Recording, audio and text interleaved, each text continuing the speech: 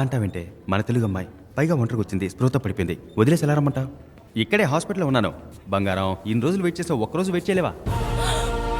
Chandu Chandu madam madam madam madam కంగారు పడకండి. Bag passport భద్రంగా ఉన్నాయి. బేసిక్గా దొంగలు పట్టే మొహం, కానీ అలాంటి కాదు.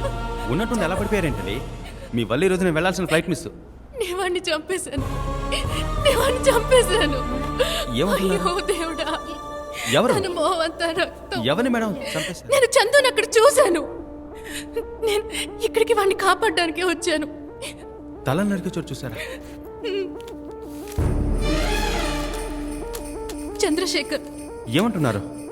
ఇతను అక్కడ ఉన్నాడా? ఇందాక చూసిన చోట. అవును. చేసి నొక్కు, ఒక్క నిమిషం అండి, ఫోన్ చేస్తాను.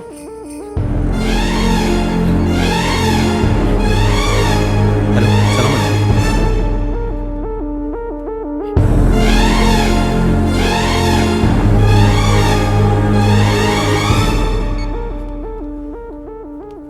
అక్కడ మనం చూసినట్లుగా నలుగురిని ఒక నరికేశారు. ఆ వ్యక్తి ఇండియన్ అట. చందు ప్రాణాలతో ఉండే అవకాశం ఉంది. ఒక లాయర్ని పట్టుకున్నామంటే డీటెయిల్స్ అన్నీ తెలుస్తాయి. No problem. ఇక్కడ మా నాన్న ఫ్రెండ్ లాయర్ ఒకతను ఉన్నారు. ఇందులో అడ్రస్ ఉంది. రండమ్మా, వెళ్దాం. చెప్పుకుంటాం.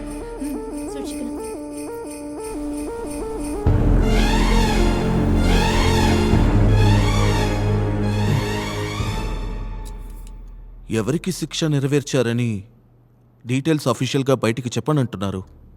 కానీ నాకు తెలిసిన వాళ్ళ ద్వారా వివరాలు అడిగాను.